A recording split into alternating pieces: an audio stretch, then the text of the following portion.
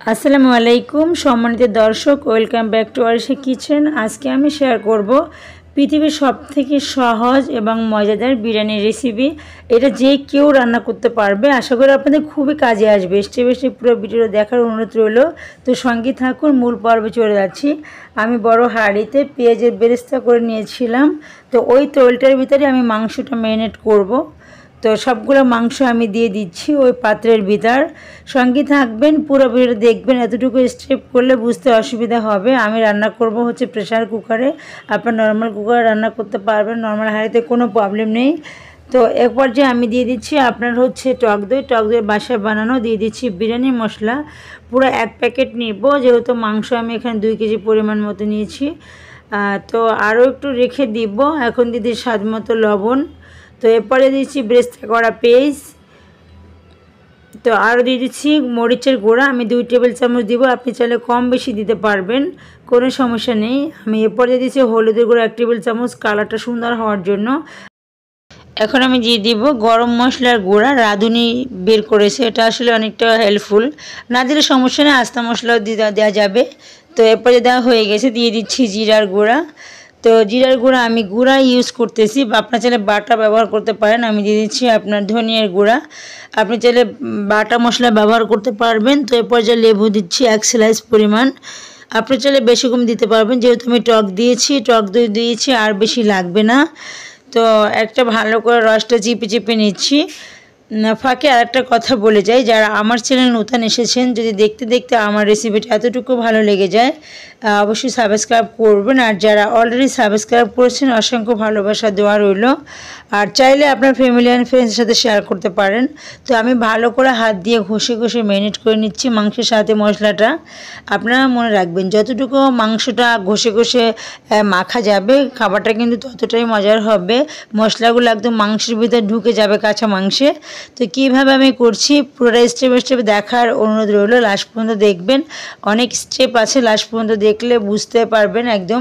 এরপর কখনও বিরিয়ানি রান্না করতে ফেল হবে না। অনেকে অনেকভাবে রান্না করতে পারেন, বাট পারফেক্ট হওয়ার জন্য আমার বিরিয়ানির রেসিপিটা একটু দেখে যাবেন। তো ম্যারিনেট করে রেখে দিয়েছি। আপনি চাইলে আধা ঘন্টা 1 ঘন্টা রাখতে পারেন। আমি আধা ঘন্টা পরে আবার চলে আসলাম। আমি দিয়ে দিচ্ছি রসুন বাটা, দিয়ে দিচ্ছি আদা বাটা 1 টেবিল চামচ করে দিলাম। তো দিয়ে দিচ্ছি 2 টেবিল চামচ মতো পেঁয়াজ বাটা। আপনি চাইলে আরও বেশি দিতে পারবেন, বাট আমি যে রেসিপিতে রান্না করি এটাই শেয়ার করলাম। আমি হচ্ছে 5টা ডিম সিদ্ধ করে ছিলে নিয়েছি। ভালো করে ডিমের সাথেও মশলাটা মাখিয়ে রাখবো। তো ভালো করে মিক্স করে নিচ্ছি। এই বিরিয়ানিটা আপনি যে কাউকে রান্না করে খাওয়াবেন, আপনার সুলতান ডাইনিং বা বড় বড় যে রেস্টুরেন্ট আছে, এগুলোও ফেল হয়ে যাবে। তো আমি আলু ছোটো ছোটো করে কেটে টুকরা করে তেলে ভাজি করে নিয়েছিলাম। তো ওটা সহ দিয়ে মিক্স করে নিলাম। তো এ পর্যায়ে হচ্ছে আমার মিক্স করা হয়ে গিয়েছে। আমি আরও কিছুক্ষণ সাইডে রাখবো। আমি বড় হাঁড়িতে পানি দিয়ে দিয়েছি। আমি দিয়ে দিচ্ছি জিরা, দারুচিনি, দিয়ে দেবো তেজপাতা, 2-1টা এলাচি দিয়ে লবণ দিয়ে হচ্ছে পানিটা ফুটিয়ে নিব। লবণটা একটু বেশি দেওয়ার ট্রাই করবেন, যতটুকু লাগবে তার থেকে। তো আমি ভালো করে পানিটা ফুটিয়ে নিচ্ছি।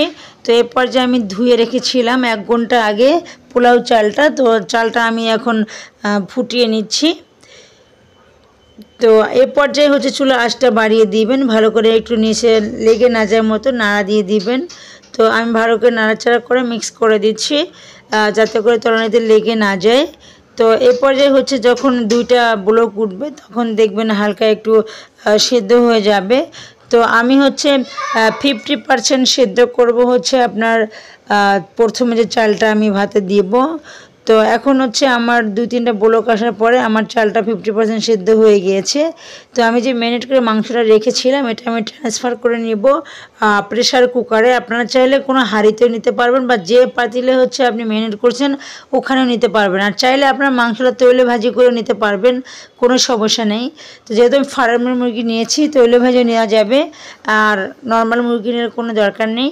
তো আমি ট্রান্সফার করে অন্য হাঁড়িতে নিয়ে নিচ্ছি, হাঁড়ি বলতে প্রেশার কুকারে নিয়ে নিচ্ছি।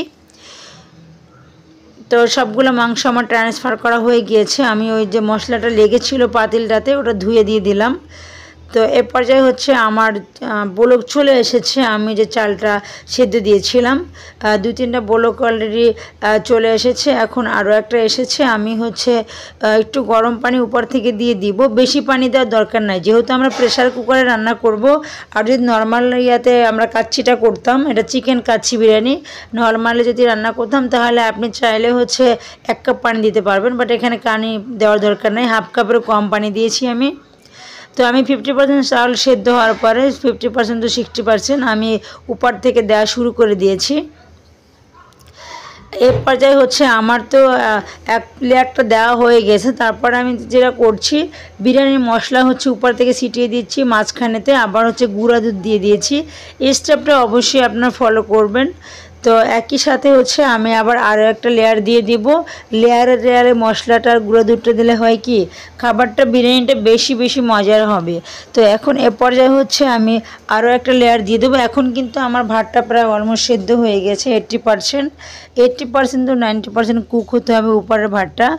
তো এখন হচ্ছে 90% হয়ে গেছে। আপনি কীভাবে বুঝবেন, হাত দিয়ে চাপলে একটু হালকা হাতে আঁশ বাজবে। তো এ পর্যায়ে আরেকটা লেয়ার আমি দিয়ে দিব।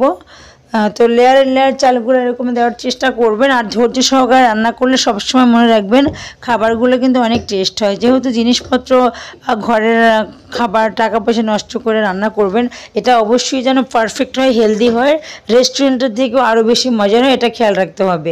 আমি সবগুলো লেয়ার কমপ্লিট করে আমি সেদ্ধ করা ডিমগুলো দিয়ে এখন মাওয়া দিয়ে দিয়েছি, আবার কিশমিশ দিয়েছি। মাওয়াটা আমি ঘরেই তৈরি করে নিয়েছি গুঁড়া দুধ আর ঘি দিয়ে। আর এখানে 1 কাপ পরিমাণ কিশমিশ দিয়েছি, আপনার চাইলে কম বেশি দিতে পারবেন। এখন দিয়েছি পেঁয়াজের বেরেস্তা। তো এরপর যে আমি একটু ফুড কালার দিব, আপনার চাইলে স্কিপ করতে পারবেন, কোনো প্রবলেম নেই, যে কোনো কালার আপনার ব্যবহার করতে পারবেন। এখন দিচ্ছি বিরিয়ানির সেন্টার। লাস্ট স্টেপটা চলে এসেছি, এটা অবশ্যই দিবেন, তাহলে দেখবেন একদম সুলতান ডাইন বলেন, যে বড় বড় রেস্টুরেন্ট আছে, আপনার হোটেল রিজেন্সি, বিভিন্ন জায়গাতে আপনারা খেয়েছেন, দেখবেন এই রেসিপিতে রান্না করে দেখবেন ভীষণ পারফেক্ট হবে। তো আমি ঢাকনাটা বন্ধ করে দিয়েছি বিরিয়ানি সেন্ট দেওয়ার পরে। আমি জাস্ট 1-2টা সিটি দিয়ে নিব। আর এখন আমি হচ্ছে ভাপটা বের করে নিচ্ছি চামচের সাহায্যে। আমি প্রেশার কুকারে রান্না করেছি, আপনারা চাইলে নর্মালে যদি রান্না করেন ম্যাক্সিমাম 45 মিনিট দমে রাখতে হবে। চুলাটা একদম মিডিয়াম টু লো হিটে করে, নিচে একটা মোটা তাওয়া দিয়ে। তো আমার রান্নাটা হয়ে গেছে, আমার খুব তাড়া ছিল। আমি এখন খুলে নেব ঢাকনাটা, একদম পারফেক্ট হয়েছে। আশা করি আপনার খুবই ভালো লাগবে।